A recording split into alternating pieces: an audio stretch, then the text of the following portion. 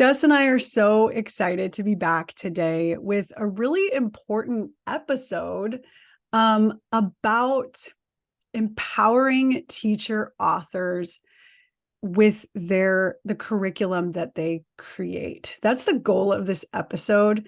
I think that a lot of teacher authors, their authority, their expertise is questioned. The value of their curriculum, the value of the resources that they create are often under a microscope, and people are skeptical about using other teachers' resources. And we're here today to tell you your resources are vital to our education system, to our students, and to our teachers. So I hope that you listen to this whole episode and you're empowered by it, and you feel even more confident in the materials you're creating and the impact, the positive, amazing impact that you are having on schools around the world, really, not just in the United States. Okay, so I have a question to start us off, Jess. You've been on Teachers Pay Teachers for a very, very long time.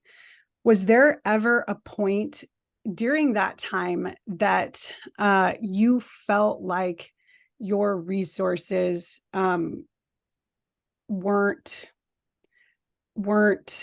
valued, or even you felt a little insecure about the things that you were creating? Because there's a lot of schools that like ban Teachers Pay Teachers, and I've even heard teachers themselves and their negativity towards resources that are on Teachers Pay Teachers.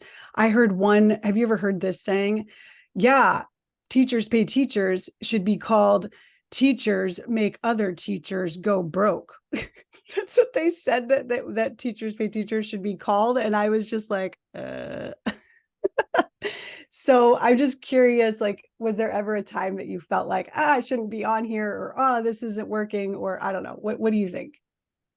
Well, when I started my store, just like everyone, I didn't know what I was doing, and I wasn't trying to model someone else's curriculum or like what they had created. I just started doing things I thought sounded fun. And I had been a teacher already for 4 or 5 years, so I knew what kind of worked with kids.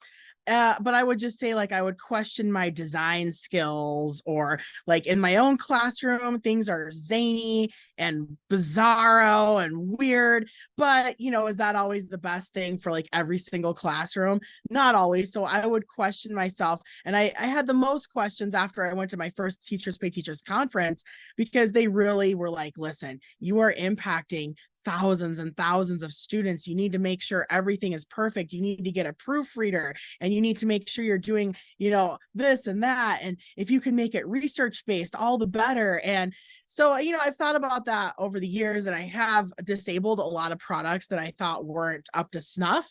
But overall, no, because I believe that if you used an idea in your classroom, or you teach things or do a certain kind of assignment a certain way, and it was successful for you, I feel that is research based in a way, because yes, it's a tiny sample of people, right, compared to thousands of people that might be using it. But still, I mean, you get to know, like, with your years of experience combined with your education, combined with what works, like, that is worth something. And this is a thing that I talk a lot with my other Teachers Pay Teachers friends about.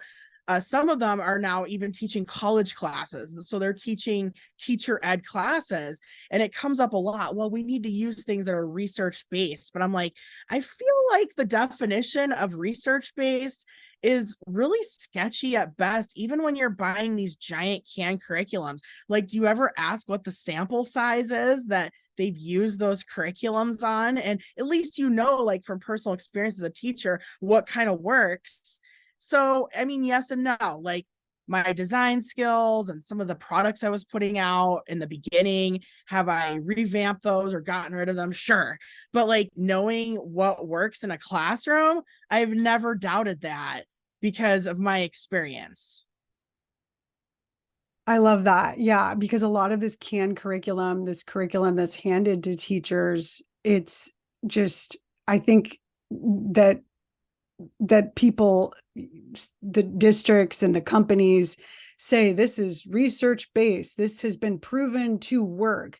But how often do district leaders or teachers actually investigate how it was researched and who it was researched with? And I mean, I feel like there should be studies done about teachers' experiences using this canned curriculum with real kids.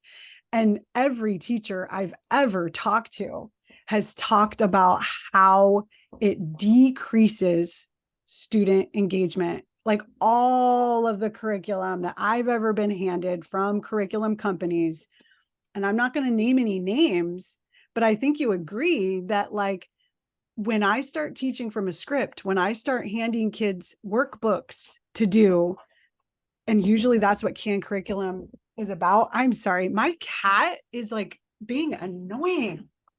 I cannot hear your cat. Well, she keeps like trying to come in and out of that.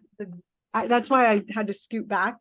Um, anyways, but like I feel like the experiences that teachers have in classrooms using canned curriculum, that is the research right there. That is the science. That is, I mean, like, it's just, I don't understand why. Well, I do understand why districts don't really listen to their teachers, or don't really use the evidence that's being created within a classroom setting to make decisions. And a lot of the decisions that districts and schools are making, they're outsourcing the expertise that's in the classroom and the experiences of teachers with their students. And I feel like, why is Teachers Pay Teachers such a successful company? Why is it that there's so many teachers out there who are becoming millionaires? It's because they're needed, and because we are searching for engaging lessons that were created by teachers, because these teachers know what they're doing. Most of them, they're creating resources they used with their own students that they found really valuable. Like my top selling product is a government simulation for elementary school. Teaching government is dry and boring. And when I tried to do it by the book with like social studies curriculum, kids just, they zoned out. And so I was like, okay, I got to make this fun. And so I created a simulation, and they were so into it. And they learned so many important terms related to government. So I just, yeah. And I'm also like doing this podcast series on my own podcast about the teacher shortage, and learning more and more and becoming just more informed about why teachers are leaving. And I mean, and why I've left twice already. And one of the reasons is canned curriculum and like the lack of freedom that teachers have in their classrooms. What do you think? Well, my district just implemented 5 new canned curriculums this year in every subject. And if you've ever taught a canned curriculum, you need to learn how to use it. It's not easy because every single canned curriculum has reinvented the wheel and wants different terminology, and they want things taught a different way. And this is really, really introducing 5 new curriculums in a single school year with no training, yet they're expecting teachers to teach it with fidelity and be perfect with it. It's been bonkers. And we've already had 3 teachers quit at my school. 3. It's the beginning of September right now. We had 3 teachers quit in August. And 99% of it was the canned curriculum.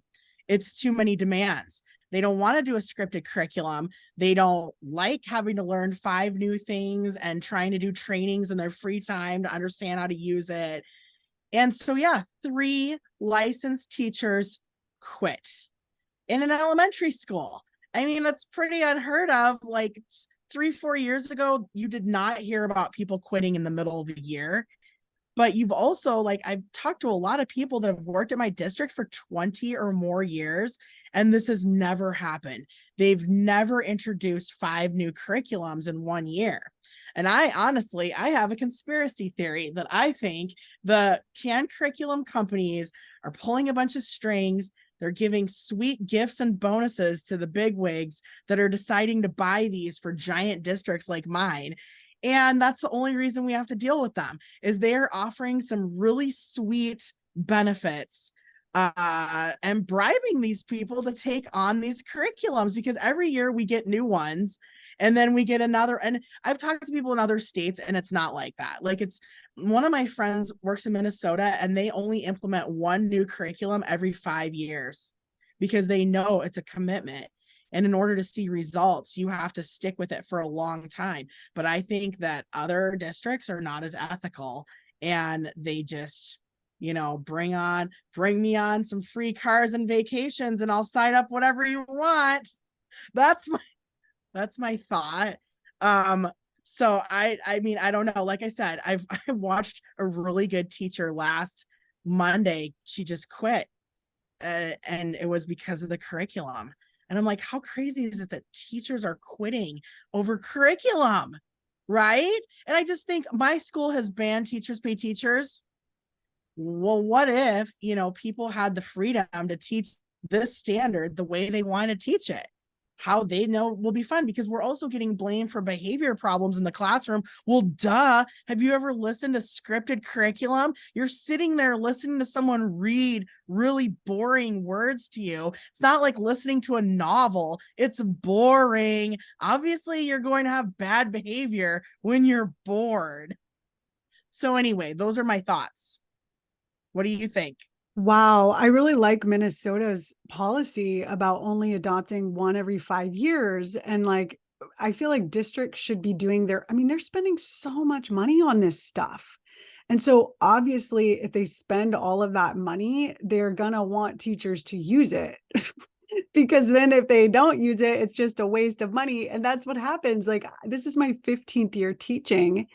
And there's so much canned curriculum lying around schools, not even being touched, not even being used. Like, even in the school that I'm in now, there's all these workbooks from this one canned curriculum. And I like flipped through them and they have kids' names on them.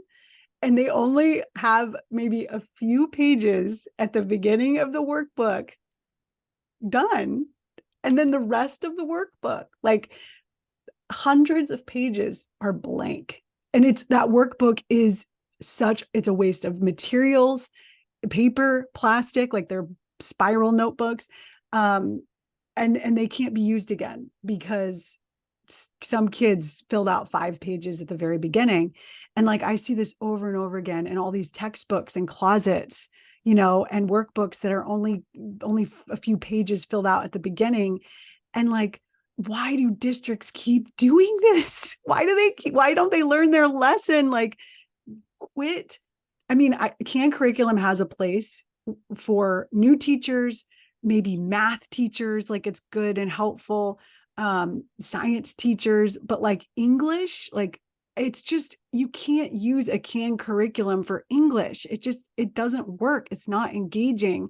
And even history, and like, yes, it's nice to have like something to make teachers feel like, okay, at least I have this that I can count on, but like, to let teachers be flexible and not force them to teach this thing to fidelity, and let teachers be able to go, because I get really excited. Like, I'll buy something on Teachers Pay Teachers and I get excited to teach it, and that's what we want teachers to feel like. We don't want them to feel like their autonomy is being stolen from them, by forcing them to teach in a way that they don't feel passionate about, you know, like, and so I'm just getting more and more just emboldened, I guess, to use materials on Teachers Pay Teachers, and not even my own materials. I mean, sometimes I use my materials, but like other people's materials. And I'm teaching high school now, and so I'm buying a lot of high school English teachers' curriculum. And I'm just so blown away and amazed by how good it is, you know, and how helpful it is and how well put together it is. And I'm just like, man, these people are so incredibly creative, and just, I really look up to Teachers Pay Teachers sellers that like do such an amazing job with their materials, you know. And um yeah, I know not everything is great on Teachers Pay Teachers, but you can really find some amazing things on there that kids love. Yeah. Yep, you can find just about everything on there. So I guess like I think the point of our episode was just saying I think a lot of people get a little frustrated. Maybe their sales, there are ebbs and flows to the sales, right? Like it's like they're up, they're down, and some people just kind of give up on Teachers Pay Teachers, but it is really important to keep on putting your sweet ideas out there because there are teachers that need them really bad. Yeah, well, and I think sometimes I've gotten down on myself because I'm like, who's going to buy my stuff whenever these districts are forcing canned curriculum down their teachers' throats? And it's like, guess what? Just because a district is forcing teachers to use canned curriculum, it doesn't mean the teachers are actually going to use it. You know, they might use it for like a month and then be like, okay, let me get on Teachers Pay Teachers. Like I'm teaching of Mice and Men this year, and I've never taught that novel before. And that novel is disturbing. Like I can't even believe that we're teaching it. Do you remember the ending of that book? No, Oh, bad. I don't. It's so sad. And so, and like my teaching team, they have like a curriculum that they've developed, which is really cool. But I was like, I wonder what's on Teachers Pay Teachers. So I searched of Mice and Men. I just searched it, and there was so much there. Some of it is a little bit similar to canned curriculum, honestly. Like I feel like sometimes teachers think they need to do things the way that canned curriculum is laid out, you know, like, but really what I was looking for was like ways to make it more engaging, you know, and like, I don't know, I feel like that's a lot of the reason, I know, at least for you and I, why people go on Teachers Pay Teachers, or they just are like, I need sub plans, or I need like a lesson right now, and I'm like stressed out because I didn't plan this weekend and I need something. Yeah, so I don't know. And like I looked at like 5 different units for of Mice and Men, and I picked the one that was the most unique and like not like some sort of workbook, right? Like that kind of had a different kind of spin to teaching the novel. Um I don't know. Do you look for stuff that's like fun and interesting on Teachers Pay Teachers, or are you just looking for like worksheets? Because I know people go on there for different reasons, but I don't go on Teachers Pay Teachers for worksheets.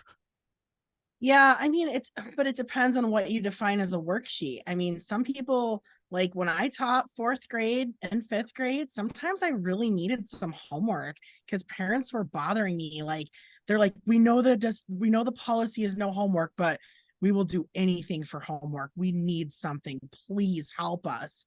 And so I would go and buy like a worksheet packet because what else do you give for homework when the parents might not even know the language? Like I couldn't give like, oh, go and do this project when I know, one, they don't have internet at home, they don't have a computer at home, no devices at home, English is a second language at home. So like what exactly do you give? You have to give something that mirrors what you want them to learn, but they do it at home and it's easy to do at home.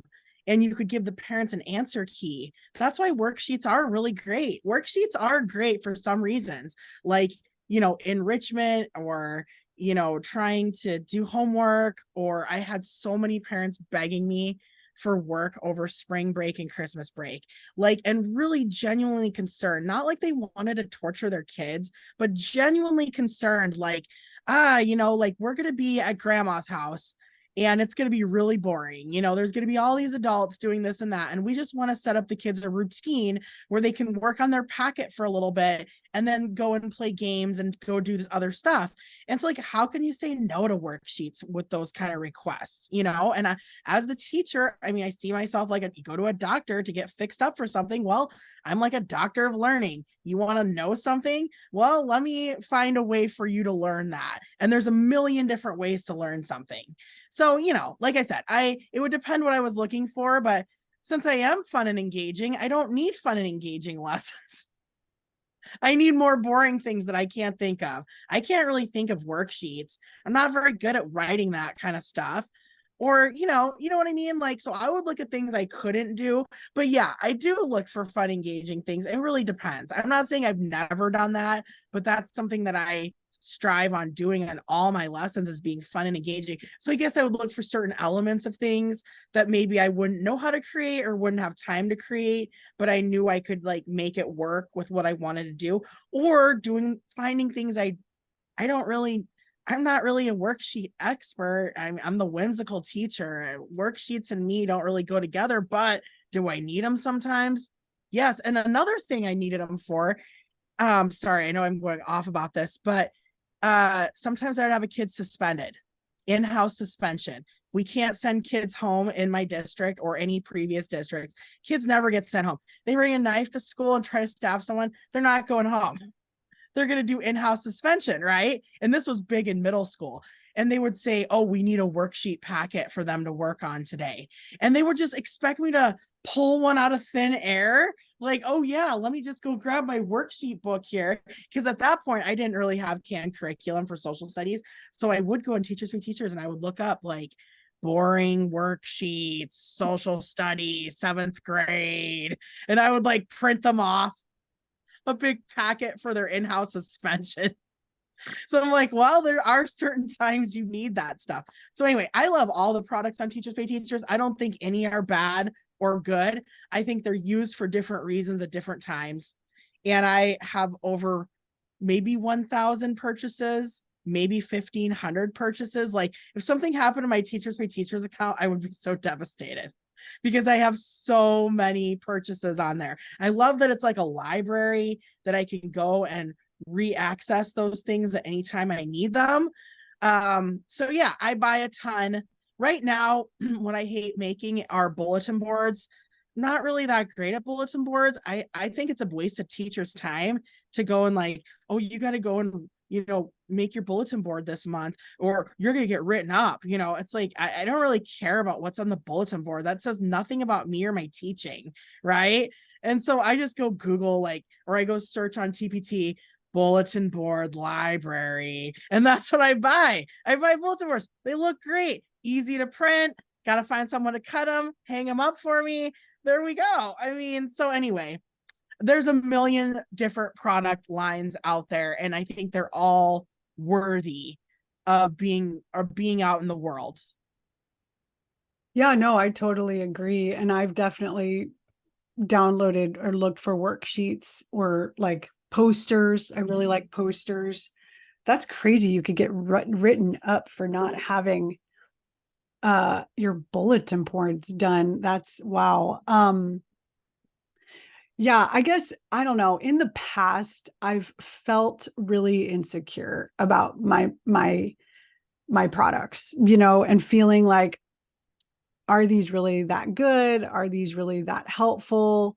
They're not backed by science or research. They haven't been like tested and verified to work in classrooms like this canned curriculum has. But lately, as I start to like delve more and more deeply into why teachers are leaving the classrooms, and my own experiences using canned curriculum, I'm just realizing more and more the power of teacher created resources and the power of leaning on your creative, innovative passionate teachers in your school, rather, and not all teachers are like that, but there are like these special teachers like us who really enjoy creating our own stuff, and who really like love being creative and love coming up with like interesting new ways of teaching concepts, um and like are really inspired by other teacher authors and what they're creating, and like I don't know, I just really am in awe of teacher authors lately, and like just their just how amazing they are. And I just want those of you listening to realize how incredible and special you are. And I'm saying this to myself too, and you. Well, thank you. You're welcome. Doesn't it look like I'm hiding in Yeah, like a forest? I Like love it. It's like being at the Van Gogh exhibit, but like on my computer instead. This is I'm great. I love disappearing. it. I think this would be a great stopping point as Amanda is disappearing into Amanda. You should just completely disappear and then it'll be the very end. Bye. Goodbye. Oh my God. Should You're we so, stop now? Should we yeah. stop? Yeah.